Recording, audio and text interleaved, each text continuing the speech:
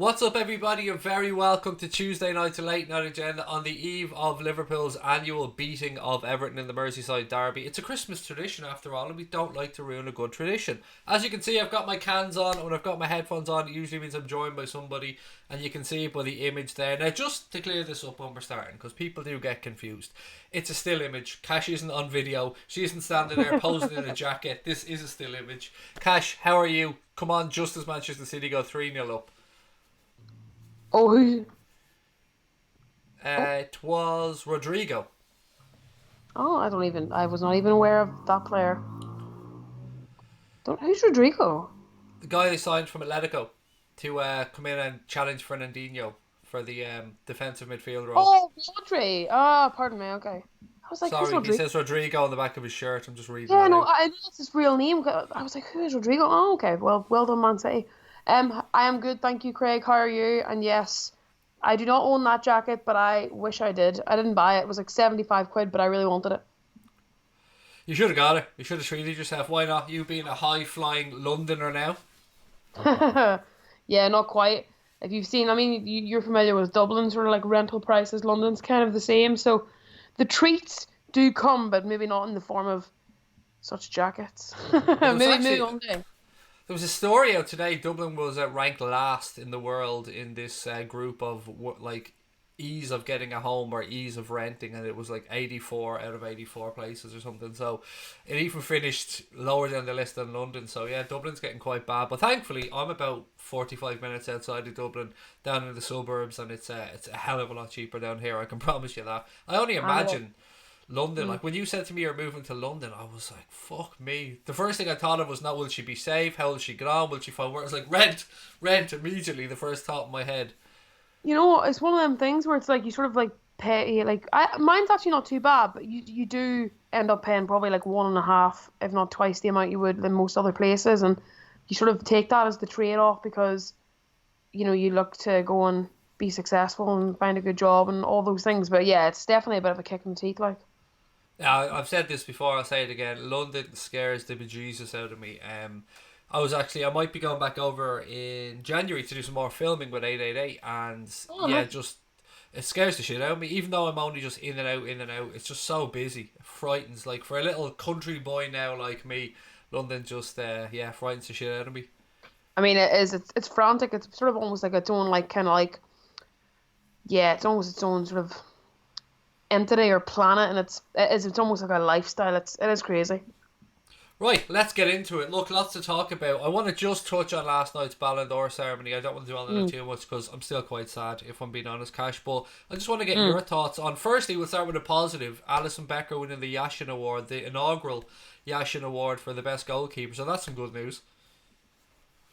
Yeah, no, absolutely. I think he will always be the first keeper to ever win that award. There can only ever be one first winner, and the fact that it was our keeper, um, you know, is such an honor for both him and us. And I think when you consider the fact that he was such an upturn for us in that position after years of problems, it's just amazing to see. I mean, if anything represents how far Liverpool's come as a club, it's going from the keepers of the past to having your keeper win the first ever Yassine Award for the best keeper in the world. So that kind of shows just how far Liverpool has come. And I think for him and for Alisson, it really vindicates the move. Not that it needed it, but it really vindicates the move, and it consolidates his status as the world's best goalkeeper, and that's what he deserves. And we get to see him in a suit again. Because seeing him and Van Dijk in suits just makes you realise, as a man, I can speak on behalf of a lot of men, just Mm. makes you realise how inferior a human being you actually are in the genetics department. I mean, obviously, Alisson is very, very handsome as well, but I think Van Dijk is just like a specimen. He's just like he just strides around, and I just think you're so so fucking cool. He's Like like a like when he stallion, walked isn't he? into the ceremony last night.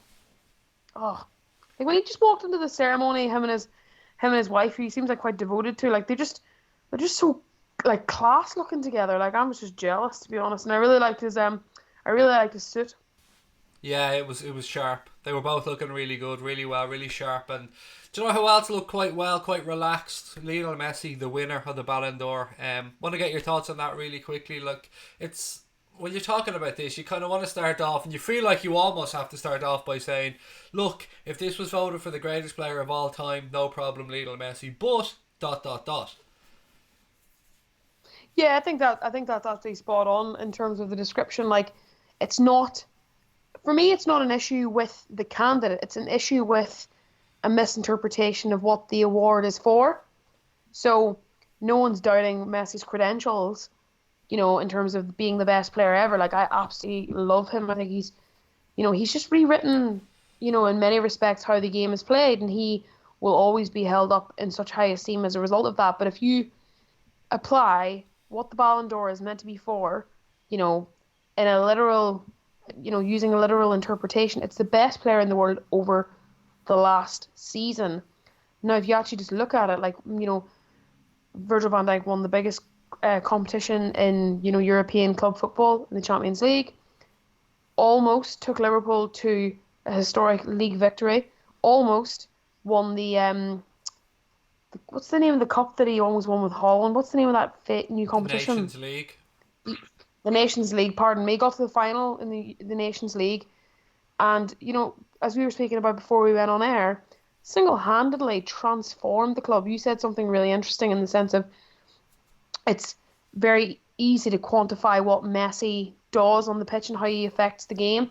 But with Virgil, it's not like less obvious, but it's maybe not as traditional a barometer of impact. And I think, you're right to say that. And if you look at what Virgil did in terms of his impact on both his club and his country, he's had a greater impact on both his club and his country. Because if you look at, Lionel Messi, like, and, despite all the good plaudits that we've both thrown in before, I'm going to say this now, he bottled it at Anfield. Bottled it.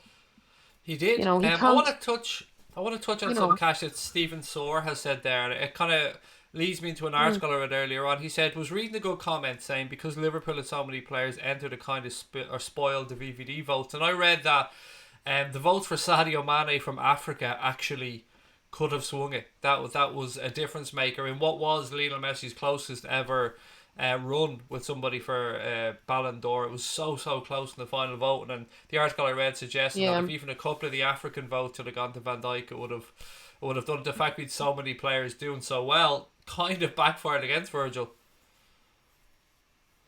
Yes, but that's actually a really interesting point. I hadn't thought about it like that before, but I guess unlike the the UK election, you can't really vote tactically in this. And I guess, or maybe you could like, you could ask countries to vote tactically, but I'm not sure if that actually happens unless you're trying to make Messi be the winner. That sounds salty, doesn't it? But no, I think it's hard to say. I mean, it's a bit of a backhanded compliment. I mean, it's great for us, but then obviously it might have prejudiced Virgil van Dijk slightly.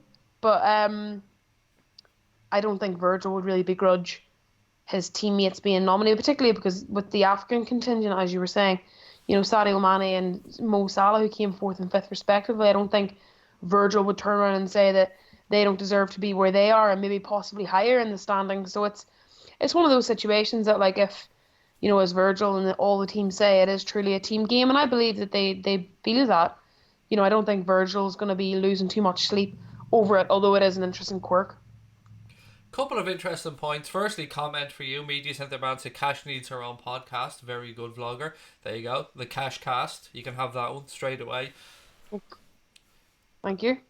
Secondly, somebody said, where's this one? The Ballon d'Or might as well be rebanded to Ballon España. And there is an interesting point to that. I can't think, when is the last time, off the top of my head, that somebody outside of La Liga won the Ballon d'Or?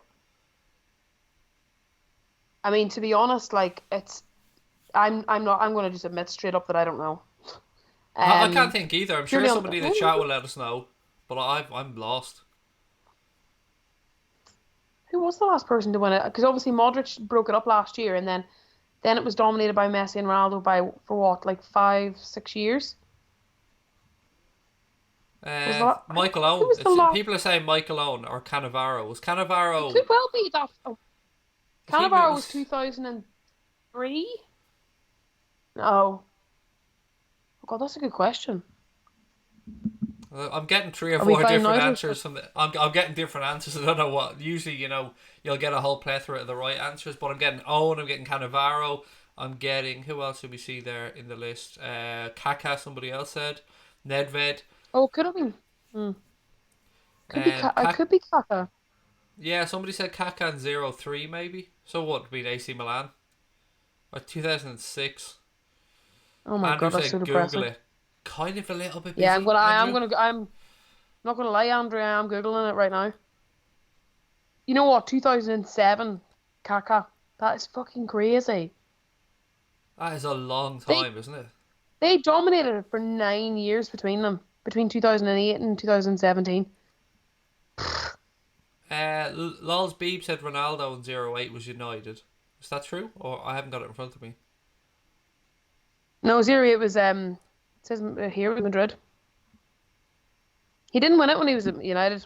Definitely not. So there we go, Kaká. We'll go Kaká in I don't. 2006. So what have we got? 12 years since the last non-La Liga Ballon d'Or.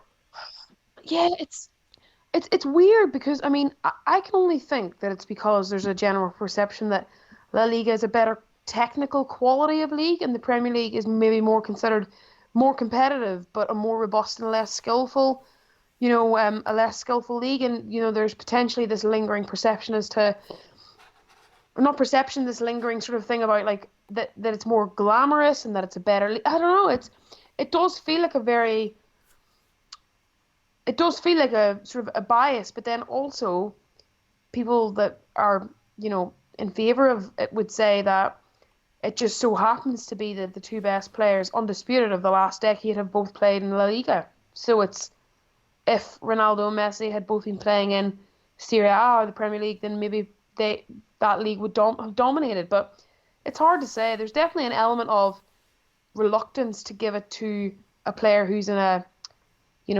subjectively less, I don't know, less glamorous league. But I think those are kind of lazy stereotypes, and hopefully that's not the thing that prevented Van Dijk from winning the award, because he certainly deserved it.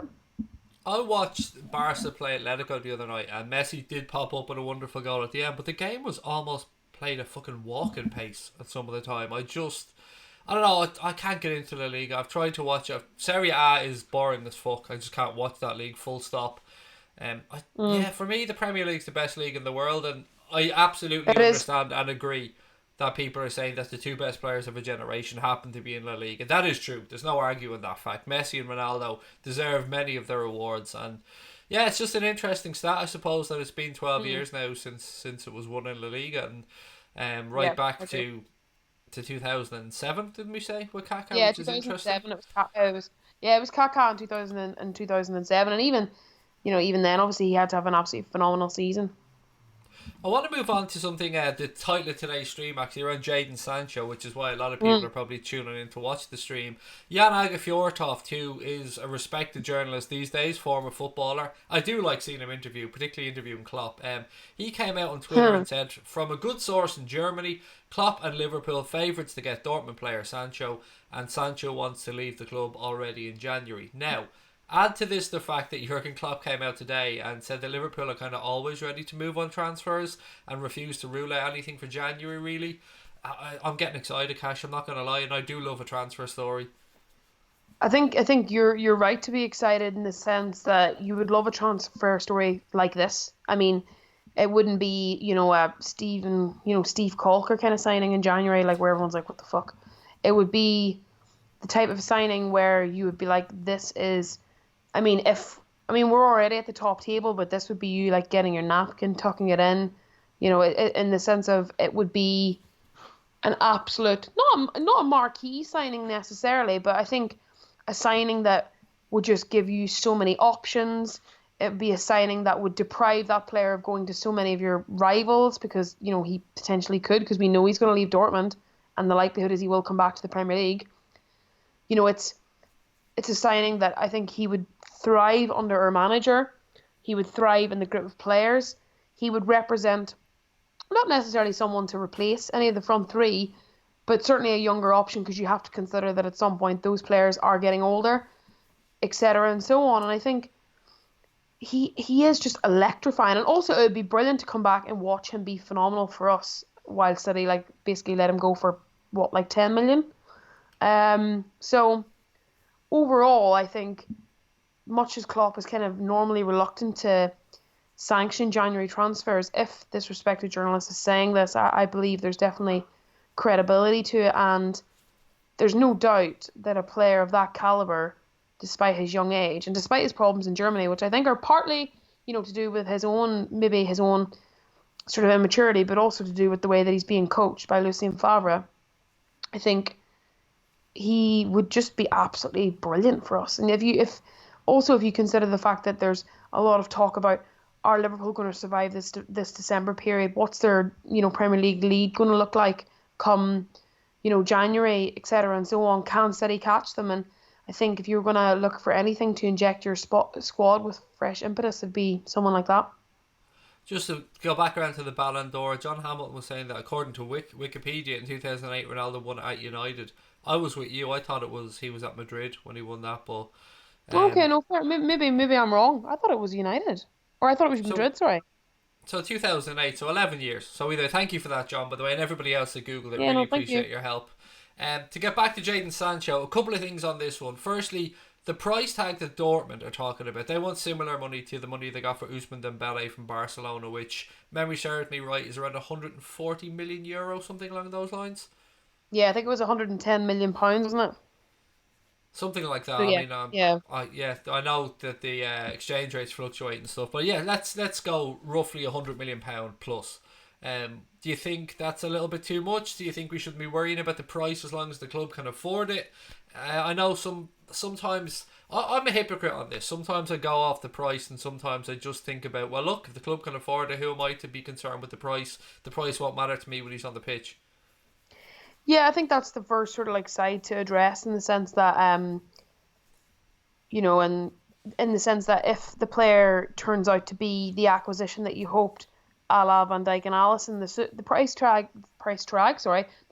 I should say, soon becomes irrelevant insofar as you're looking at an investment over the course of 4 or 5 years that's going to, potentially be the difference between you winning and losing titles, winning and losing, trophies. And I think so from that perspective, you don't mind the price if you feel like the player is going to vindicate the purchase price, or is going to vindicate that price, and quickly, as Alisson and Van Dijk did. I think that argument just doesn't hold quite as much weight with Jadon Sancho, because he is younger. He isn't, while he's electrifying, he isn't, I wouldn't say he's proven to the same degree as like the likes of Van Dijk and Alisson were before they came to Liverpool. Not that he's not a fantastic player, but I do think there was an element of development that Alisson and Van Dijk, to use those examples, had both reached that Jadon Sancho hasn't yet. That doesn't mean that he can't reach that level and that he won't. It just means that you do assume a little bit of a greater risk that he might not vindicate that price tag. But when you consider the wealth of a club like Liverpool, and not that you should just throw that around, but if you consider the wealth of a club like Liverpool, if you consider obviously the deal with Nike, for example, you would have to ask, what are deals like that being made for? What is wealth like that being accrued for? What is, why are all those things happening and those steps being taken if it's not to fund signings like this? What is the plan? So I think, to answer your question, to look at it both ways, yes, the price tag could look very silly if he vindicates it, but because he's younger and less experienced, and there's still a little bit of a, slightly unproven quality to him over a longer period of time, maybe the risk is a little bit greater that he might not vindicate that price. But I personally think he would. And you touched on earlier on about his attitude, and I know he's been sent to train and play with the underage teams at Dortmund, both for being late for training and coming back late from international duty. Any Yeah. worries for you around his attitude long term? No, not really. I mean, I think obviously, I mean, the first thing to say is that, you're paid he's paid an awful lot of money to do the thing that he loves doing. He's incredibly talented, so I think you do have to respect the parameters and the rules that are put in place in terms of like being back on time, being on time. It's a very simple thing. You're paid, a ridiculous amount of money per minute just to do the thing you enjoy. So for me, he does need to show a little bit more respect to the game that clearly has given him so much, and is going to give him and has already given him a great life. But I would also say that he is like 19, 20 years old. There's probably an element of him doing it almost like in a acting out manner because he's maybe not feeling the love from Lucien Favre. And I guarantee you, I think with Jurgen Klopp, firstly, I just don't think he would do it to Klopp. I think Klopp is a way of making sure that his players all respect him. And in the event that he did do it, he wouldn't play.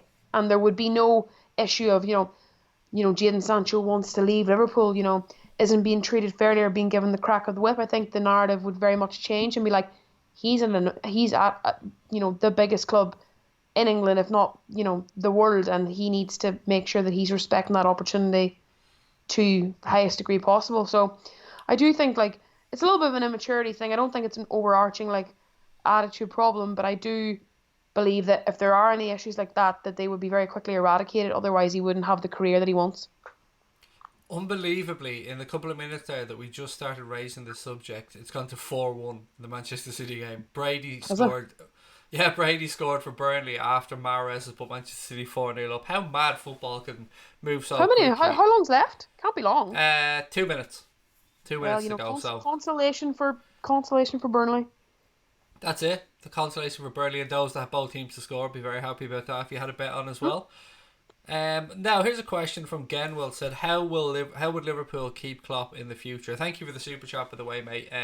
For me on this, I'll answer it first and then I'll move it over to Cash. Everything that I've read has suggested that Liverpool are just being respectful of Jurgen Klopp's wishes to perhaps have a sabbatical when his contract ends. And if Jurgen Klopp indicated in any way that he wanted to extend, then the pen and paper will be in front of him before he finished the sentence.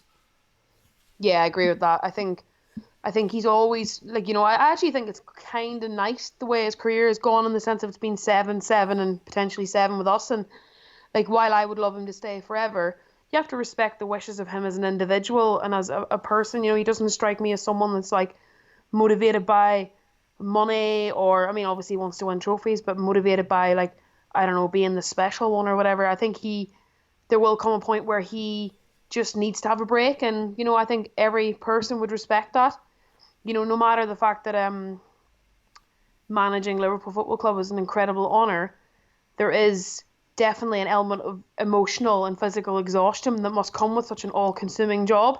So, for as you said, Craig, and thank you for the question. I think whatever he would want in terms of being kept for the future, he would surely get. I mean, like, let's not be foolish to think that he didn't have an input in terms of like maybe even the Nike deal, maybe the Anfield Road End expansion that's taking shape, the Kirby expansion, like all of that has Jurgen Klopp's like fingerprints all over it. So, he definitely, in a non-bratty way, he definitely gets what he wants, and he would if he wanted to stay. But there probably will come that 7-year mark where he just decides that he wants to have a break. And I think, he's been one of our greatest ever managers, and we'd have to just wish him well and respect his decision.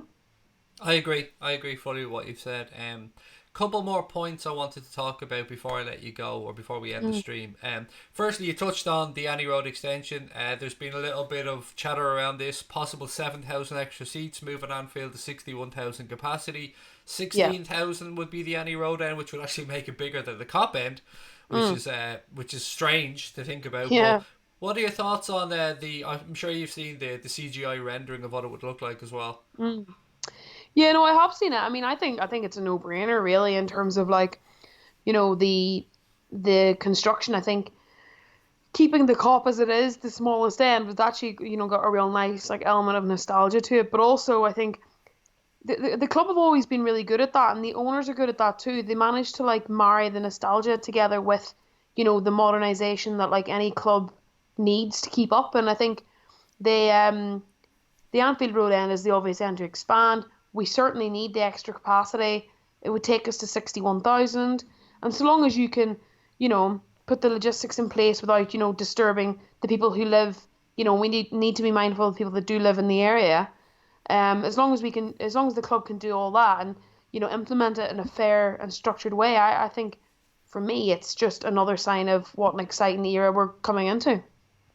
A couple of people are just asking where they can see the CGI, the new main stand. If you go onto the Echo, or if you go onto even our Twitter account, Anfield Agenda, search through the tweets, you'll see it on there.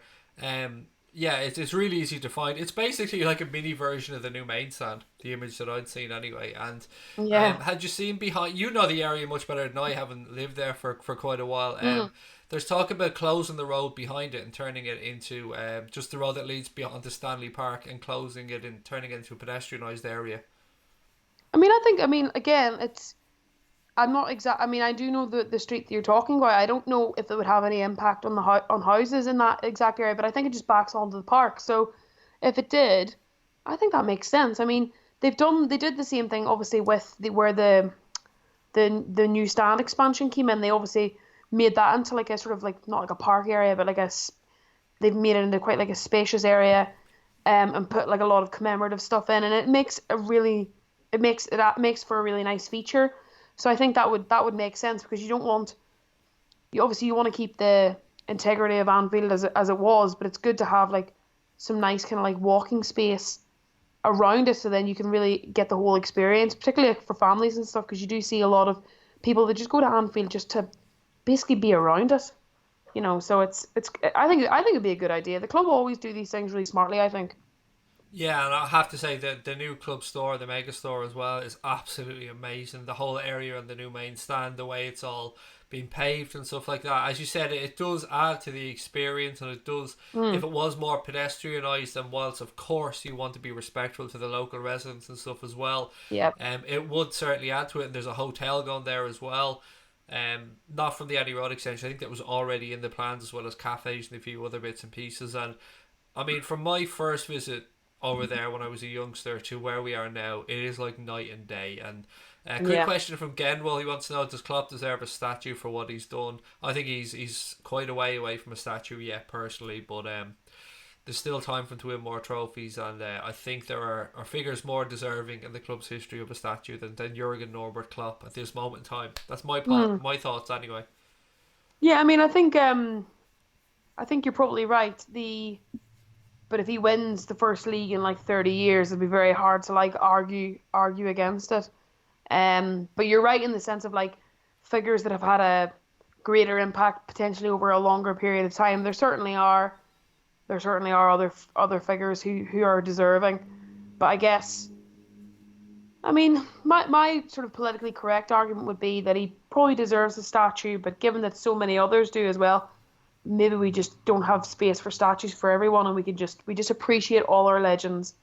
But Well, that being said, I we think, do have hmm, Clavan. We have Clavan and Origi to do as well. So oh my God, I mean, I think Origi probably deserves one. But then, I mean, like so you see like statues sometimes that like go wrong with clubs. Like remember the first one of like Ronaldo, like in the airport in Madeira, like that just looked ridiculous. And then you had the it at looks like the Fulham, head from Art Attack. yeah, it does exactly. I think it was it. And then like at Fulham, for example, didn't they had a statue of, like Michael Jackson for a period of time and stuff like? There's some weird statues in football. So while I mean, I mean, the question's right in the sense that like he is a club legend, and when he leaves, I think that will be an incredibly sad and poignant time. I don't think like even when Rafa left, I don't think that it evoked the same level of emotion within me as it will when Klopp leaves, because he does feel like someone like one of the really old dinosaur pundits, maybe it was Paul Merson, made a comment on a podcast I was listening to a few days ago, basically saying that foreign managers stereotypically don't understand the culture of a club. And for me, like that's obviously a real insult to someone like Jurgen Klopp, who clearly does. And I think when he leaves, his imprint on our club will be so permanent. But whether that manifests itself by way of a statue, I'm not sure. Brian Morrissey made a good point, and it kind of leads me on to you touched on the last stand that hasn't really been touched in a while, being the Cop. And Brian wonders if maybe we'll get to a point where the owners look at trying to introduce safe standing or terrace standing or rail seating or whatever the politically correct name for it is. I have to say, I know you've got to be mindful of obvious things here when we're talking about this, but I have to say I like the idea of the Cop being safe standing. Yeah, so do I. I think it's not insensitive to it's not an insensitive sentiment to say that you would like it to be safe standing, because ultimately safe standing isn't what caused Hillsborough. What caused Hillsborough was police negligence, mismanagement, and then obviously subsequent cover up. So, Hillsborough is, a big part of our club's history. It's something that, even like, even speaking about it now makes me feel incredibly sad. Obviously, the listeners will be aware of the verdict that's just come out in the last couple of days, and that will always be a mark that's with the club and with all of us. But I think safe standing as a concept isn't what caused that disaster, and if it's everything else, it's the authoritarian sort of negligence. Anyway, it'll really anger me if I continue to talk about it. But what I'm trying to make clear, and make really really clear, because it's an important thing to get right, is that you know Hillsborough was not caused by safe standing. We know what caused Hillsborough, and if we had safe standing in the Cop End and it was done properly and policed properly like it should have been, then we'd all be able to enjoy it. But obviously, because of our club's history, it's an issue that's particularly sensitive, and any consideration of that would obviously have to be given so much weight and so much time, and so many people, and would have to be considered, and rightly so. But I think it's really important to say that I think we'd all like to be able to enjoy safe standing, knowing that we would be safe, and I think we would be now. And hopefully maybe one day that can happen. I've got to say, I've been fortunate enough to be on the Cop many, many times over the last, let's just say, 10 years. And I can't remember a game I've been on the Cop where I've been sitting. Everybody in the areas I've been in stands up. And when a goal has been Yeah. scored, it can get quite dangerous in there. I'm not going to lie. So if people are going to stand, I think safe standing is the way forward in there. Now, look, there's so many conversations to be had around this, so many Yeah. people's opinions to get. And obviously, as you spoke about, there's the memory of the 96. The families would have to be spoken to. The club would have to move forward with it. But it would be nice for us to be leading the way in this conversation after our history, after the tragedy Yeah. that's taken place. It would be nice for us to drive this conversation. I think as a club, I think Absolutely. Yeah. our fan base is intelligent enough to talk about it, articulate enough to talk about it. Yeah. And you've got some great supporters groups out there as well, like the Spirit of Shankly, who Yeah. hold regular meetings about things like this. I just think it's a conversation that needs to be had. Yeah, and I think you've made a brilliant point there, Craig, actually, by saying that I think it is Liverpool that needs to be the pioneer of that conversation, because, because of the club's history, our fans, and, the people associated with our club are the best placed to have that conversation. And I think you're right in the sense that I think it would represent, in some senses, not like poetic justice at all, but like there'd be a certain sort of comfort in the fact that if we were ever to get to that point, that if Liverpool led the way, we'd be damn sure that nothing like that would ever happen again. Boris And B said it's unsafe standing currently, so there's no conversation to be had. And as I said, I've been on there many times, and it can get a little bit hairy at yeah, times. And I look around and I see young kids in there as well, and obviously you don't want anything to happen to them. So it's a really difficult one. But for me, it's definitely the right part of the stadium. If you're gonna have the conversation, it has to be the Cop. yeah, definitely. I mean, I think that's a no-brainer. Like, it's synonymous with that type of, I suppose, that type of atmosphere. And I suppose, like you say, and like the question said, if the level of danger was in no way to increase, and like you've said, it can get quite raucous in there. If the level of danger was to be, nominally similar, or actually to decrease as a result of safe standing, then absolutely it's a conversation worth having. But I guess maybe there's going to be an element of I suppose maybe an element of bravery involved in pushing it, because people are very, very aware, and rightly so, that this has got to be handled, with kid gloves, so to speak. It's got to be handled incredibly delicately, and that if and when that does happen, it'll be done in that way. So I definitely understand the logic, I understand the rationale, but also there'd be a definite need for like sort of a heightened level of sensitivity given everything the club's been through. It might have been maybe 18 months ago now at this point, but I remember Gareth Roberts and a couple of other people from the Anfield rap went up to Celtic Park, and they were brought into the Oh safe yeah. standing area there for a game. They did a really, really good piece on it, and I urge anybody to go and have a look at it if you haven't done so already. It was very interesting.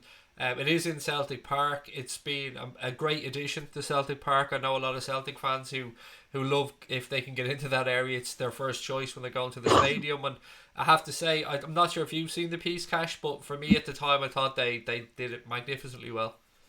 To be fair, I think I read it like when it first came out. To be fair, but I couldn't remember it offhand now because it was not this summer, but the summer before. I'm certain. So yeah, a year and a half ago. But as I say, I would, you're right. I think it's definitely. I thought that what I thought about that piece when I read it actually was that it was so cool that they went and almost like scoped out another club, did their field research. I really like that, and like you say, I'd need to reread the piece to get the finer details, but it was good. We have to talk about both sides of this. And Four Cat Mama said, "I think it's a terrible idea. I've seen too many trampling situations. That, quite frankly, that's not possible with the safe standing with the rail seating. It's actually less possible than you have on the cop right now with people standing because of the way it's done. The barriers put up. You've got more space. Yes, you would fit more people into the stands as well. We've got to make that clear with the rail seating. It does take up a little bit less space. Yeah. And when you've got Champions League games as well, you have to have seating. So you've got that little key that opens up it's usually a green section or something that falls down so you can sit in it. But I don't trampling isn't possible from my understanding of it anyway.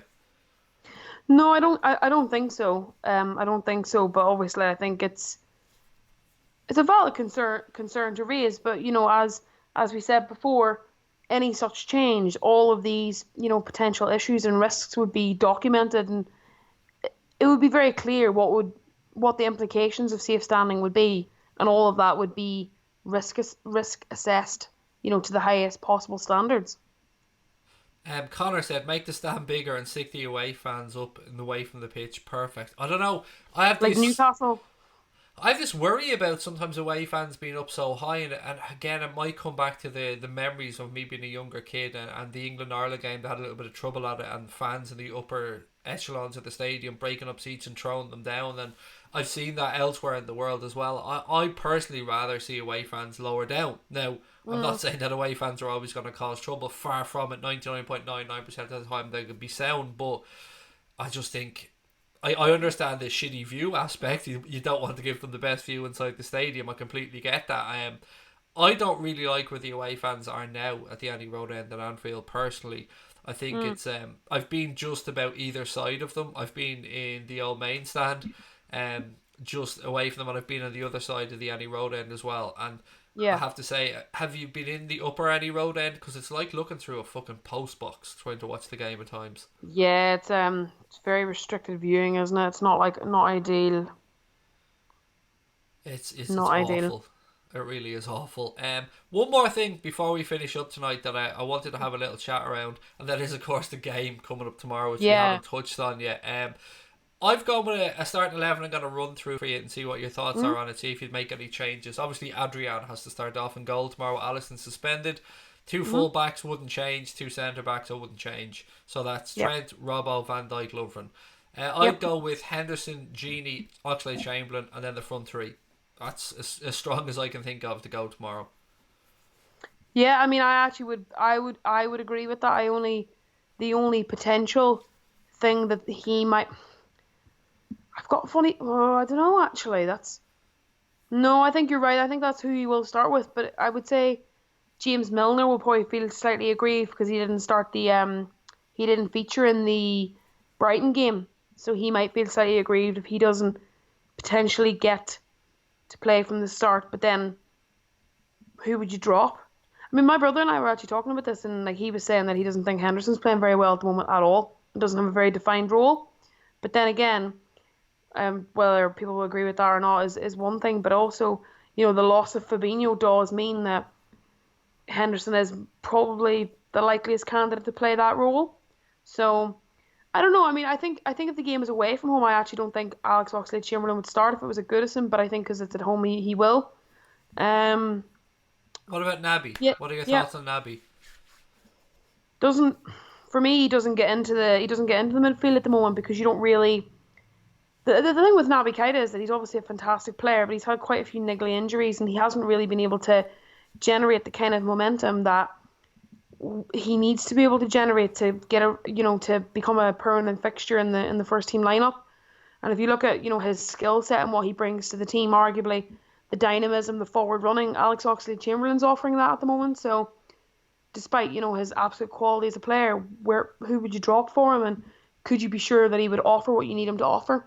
And particularly when you consider City have won tonight, despite the fact that obviously any kind of result tomorrow against Everton keeps the lead at a very healthy. If we draw against them, it's the lead's 9 points. If we win, it's 11. So, notwithstanding that, it's still a very important game to take a big risk with a player that you don't want to end up. You don't want to end up regretting starting a player who hasn't played very much. I just don't want to see Henderson, Wijnaldum, Milner. That's what I don't want to see on the team sheet tomorrow. No, I have to be honest about it. Brexit midfield, and I can't help but agree to a point. You do need some dynamism in there, and like with all due respect, this iteration of Everton are not in any way enough of a threat for you to play that Brexit midfield at home. True. And what are you expecting from Everton? Are you expecting them to sit back, or are you expecting them to come have a go like they did in their recent shambles, another shambles from the bidders? But what are you expecting from them at Anfield tomorrow? I mean, the interesting thing is, quite a lot of the podcasts and the journalists and the commentators that I listen to, all those are saying, they're playing so badly, everything's gone so bad. So, they're going to get a result at Anfield. There's a lot of sort of like serendipitous, like sort of expectation that they're going to just turn up a result because it would be peak Everton to do so. But, the reality is, I think you look at that team and, yeah, they are in terrible form. But what I would say is Marco Silva did nullify our threat at Anfield to a massive degree last year, but we still won. Like, so if you take it objectively, you take Everton playing their best possible game, even with us playing at, I think we'd all agree we're not at our best at the moment. You even take those factors into account. I still think Anfield has it looms large in terms of being like a psychological burden over Everton that I just don't believe that they can overcome that. Not to win, certainly. I mean, and then obviously factor in the fact that they actually are shite as well. So, you're in a position. Got to factor in the shift factor, definitely. Well, yeah, precisely. So it's like even Everton at their peak could never really win at Anfield, even when David Moyes had them like really, admittedly well drilled, and they were a real threat at Goodison. They have got like a real. It's like an albatross around their neck. They just don't know. They can't get over that psychological, burden, or that psychological sort of like burden, if you like, and they also are in a position where their sort of psychological state's really fragile anyway, and then they've got their keeper's really fragile arms. So it's like, I do think, I mean, I could end up having egg on my face, but I suspect I won't, because they certainly won't win the game. And even look at that Everton team on paper. Like, you look at a recruitment strategy that's just skewed by definition. Like, they've got some quality in their ranks, but they don't have any real cohesion. There's no real actual plan there. They have a raft of number 10s, but they don't really have a striker that can actually score. Their defence looks like it's been put together like by whoever's organised Man City's second string defence, and it's like, well, actually, if there's any reason to the whole thing, the coherent plan should work, particularly at home, when an 11-point lead is potentially at stake. So I think we'll win the game. Will we be at our swashbuckling best? I don't think so, because I don't know when we'll get back to that, but I don't really think it matters. I'm quite pragmatic at this point. I don't care how we win as long as we do. But we should be beating them. I'd love to see that be the game that, gets Silva the boot. That'd be quite funny. It would, and I noticed that you touched on future Everton manager David Moyes there when you were to imagine the scenes if he comes back. They're going to hate that. There's too many banter clubs now to keep up with. You've got United, you've got Arsenal, you've got the bidders. It's just too much fun at the minute. It is quite funny watching them all like floundering around. I mean, you're basically like, if Everton go back to David Moyes, it's like going back to your ex that's just said that like that split up with you years ago just because they call you and they say they want you back. Like, it's one of those things where it's like, it would represent such a, I mean, I would say fall from grace, but I don't know how much farther they can actually fall this year. Like, so. Boya keeps shouting at you, by the way. He keeps saying, it's fucking 8 points, not 11, him being a Leicester City fan. Okay, I'm sorry. I will come back to you when Brendan Rodgers takes over at Arsenal. No, I'm joking. Oh, don't say that, Tim. We're already winding him up about James No, Maddison every week. I'm only joking. I actually really just a shout out. Actually, I actually think this Leicester team are great. No issues. Yeah, I keep saying to him, we've lots of love for Leicester. We want them to do well, but keep their fucking distance. Do you know what I mean? Stay ahead of Keep Manchester your City by all means. Just keep your distance. keep your distance and keep those veneers over in Leicestershire. Yeah, look, I think everyone's winning them on this season. I like Leicester as a club. I like their fan base. Yeah, I me like too. the style of football that they play. I like the leadership from the owners. Obviously, they had that terrible tragedy, but I love the way that the club has grouped together since that. And the Yeah, owners of that football club, I mean, from getting to know Boya over the past couple of seasons, and obviously he travels home and away with Lee Chappie and that as well. yeah, They look after the fans. Every away game, they're giving them a little gift, whether it be a T-shirt, whether it be free bus travel or whatever it is. They really yeah. do look after their fans, and it's lovely to see. And you can't but, I think, have a soft spot for Leicester, unless, of course, they really challenge us for the title, in which case they can fuck off. Yeah, exactly that. I think there's something to be said for how refreshing it is just to see a club well run and not just, with fans, not just extorted for like money making purposes. And Leicester clearly represents that. And, although I think Brendan Rodgers is a little bit of a party, David Brent figure, but I do respect him. I think, that Leicester team is, on paper, definitely, maybe not in terms of squad quality, maybe it isn't in the top two in the league, but it's certainly in the top six. So, absolutely fair play to them. And I think there's some excellent players there.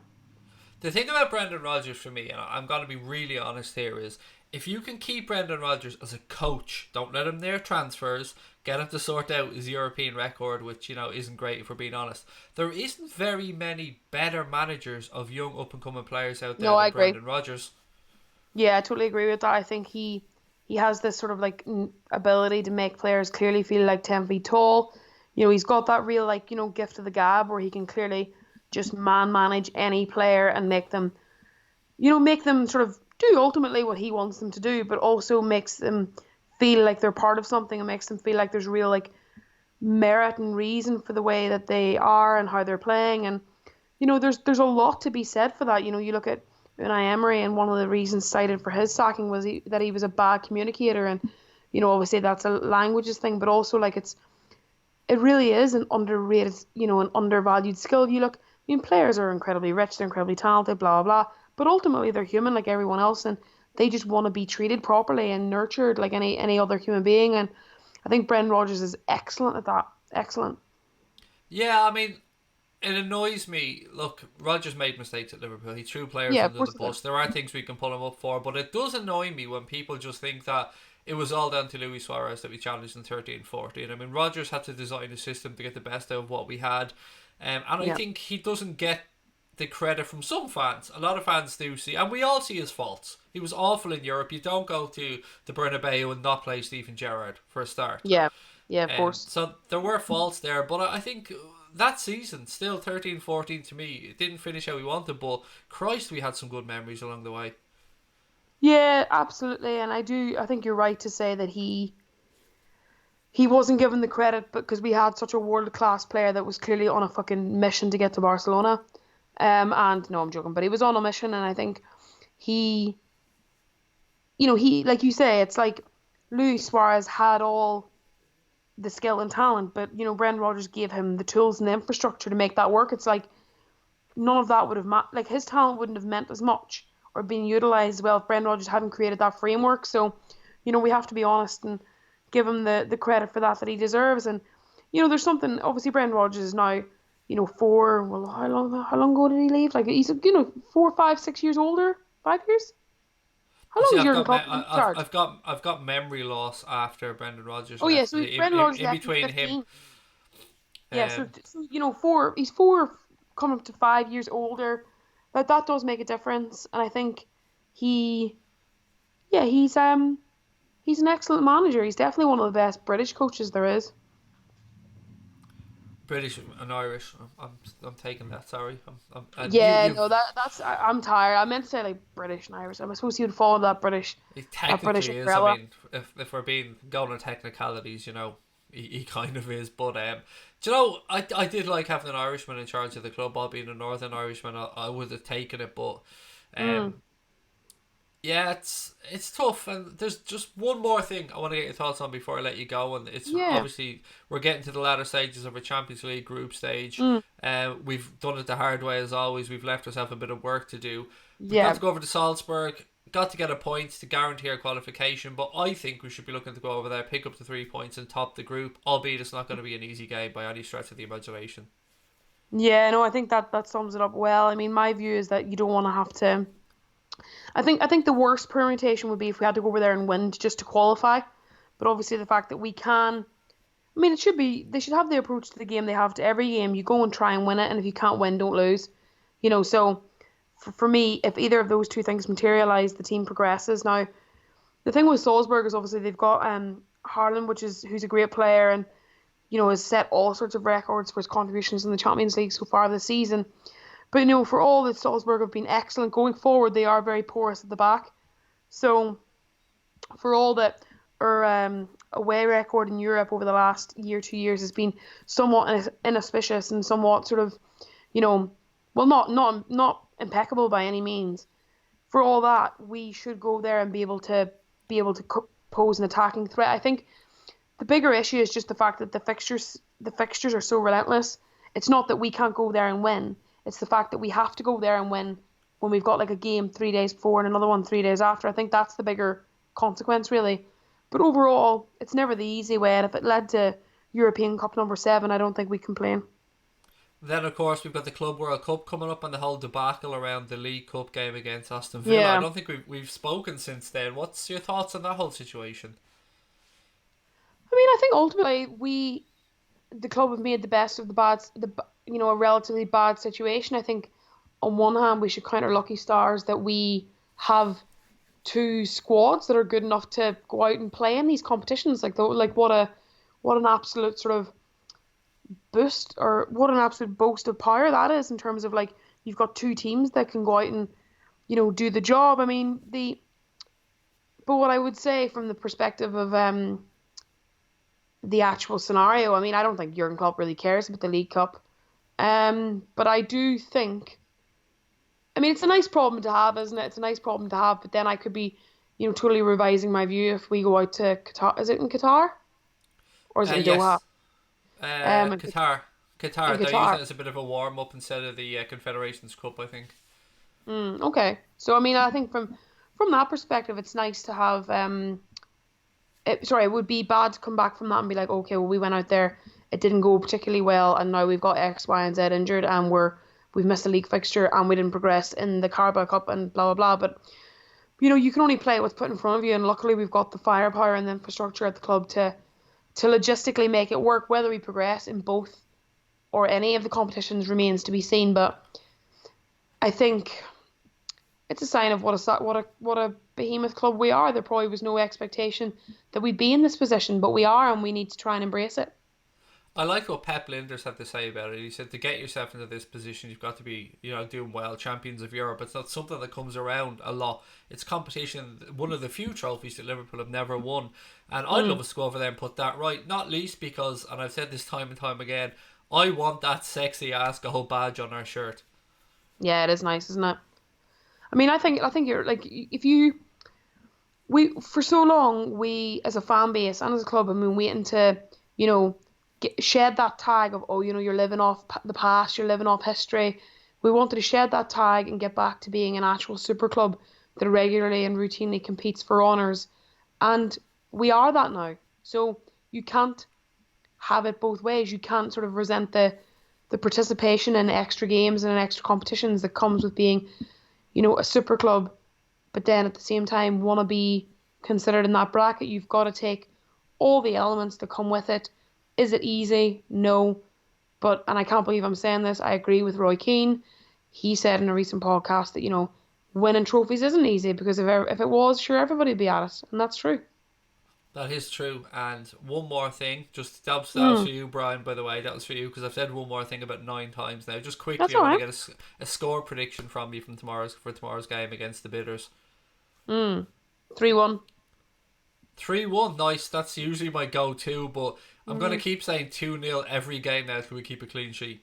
So I I'm know. Well, gonna I mean, keep. I'm saying the one because I just feel like we're not keeping clean sheets at the moment, and I don't know why, and it's not that big a problem until it starts costing us games. But I don't see I don't I mean yeah, unfortunately I don't see us keeping a clean sheet, but I also don't see it mattering too much.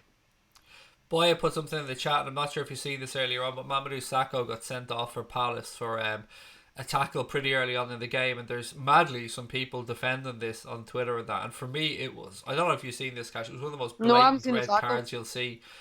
Really? Basically, not in control, foot up, catches the player on the knee, but got some of the ball, and people are trying to say he got the ball, but he absolutely creased your man. He was completely out of control. As soon as I seen it, I thought red card, and Anthony Taylor straight away pulled out the red card, went to VAR, and you know it's bad when their manager wasn't even trying to make an excuse, or the manager wasn't even trying to talk the fourth official around. Mm. Yeah, no, absolutely. I mean, I think like I suppose that was one of the issues aside from his attitude that sort of Mamadou Sakho was kind of lambasted for when he was at Liverpool, and I think that seal and that decision is actually looking like quite like a good one now. I mean, although I actually quite liked him, the Maverick, but I haven't seen the tackle. I'll have a look at it, but he has got that in his locker, doesn't he? That sort of like reckless thing. He can also look incredibly poised as well, but he's got that kind of weird flailing, out of control, gangly kind of thing like Fabinho, but like less disciplined. I can't believe 56 minutes have gone by already. That has absolutely flown by. Mm. It's been so good having a catch up, mate. It's been too Yeah, very long, much so. and I Yeah, no, know it's that been you're it's been ages. a busy lady down in that there London. And Joanne just quickly wants to know. We spoke about it earlier on, but I think Joanne came a little bit late. How you're getting on in London? Yeah, good, thank you. Yeah, I'm enjoying it. Like I'm busy. Like I'm working. Like I work in a media agency, and like I do quite a lot of like not super long hours, but like commuting's long and so on. So it is tiring, but I am enjoying it, and I feel like I'm getting to use my brain a lot more, and that's been a real pleasure. Have you managed Thank to get into the comedy scene down there? I'm not sure if the viewers know, but Cash does a Oh, bit of stand up as well. Very, oh, I very used good. to. I used to back in the. I mean, to be fair, I honestly haven't even had like a chance to like really look at it. Honestly, like between moving here and like getting settled and making sure we both got jobs and like making sure that like I don't know, just things like getting like in a flat and all that adulty shit. Basically, I haven't even really had a chance to look at hobbies yet. Maybe after Christmas. Who knows? Excellent. Well, look, mate, we got to Mm. get you on again soon. Hopefully Yeah, no, before please. Christmas we can squeeze another chat in. Oh yeah, no, absolutely, and thank you to everybody for listening. Oh, look, the comments have been lovely. People love when we have you on. I love having you on. I mean, one of the pleasures of starting all of this over the past few years is getting to know yourself and Brian and Dave Mm. and Connor and everybody. And Oh, it, that's it good. really, it's always lovely to catch up. And look, ladies and gentlemen, before we go, if you have enjoyed tonight's stream, please do hit that subscribe button, give us a thumbs up, and let us know your thoughts in the comment below. Again, thank you so much to Cash for coming on, and to all of you guys as always for your love and support. It really does mean the world to us. And Thank you Cash, very I'm going to much. give you the last word on this one. I'm going to let you Mm. sign off. Just sign off the whole stream. It's your baby. You can finish this up however you like tonight. I'm sick of talking. Okay, he's sick of talking, guys, so we're going to finish this up. Thank you very much to all of you, each and every single one of you who listened, who sent in questions. Thank you to Craig for being the pioneer of this wonderful channel, for talking loads so much that he gets tired of it.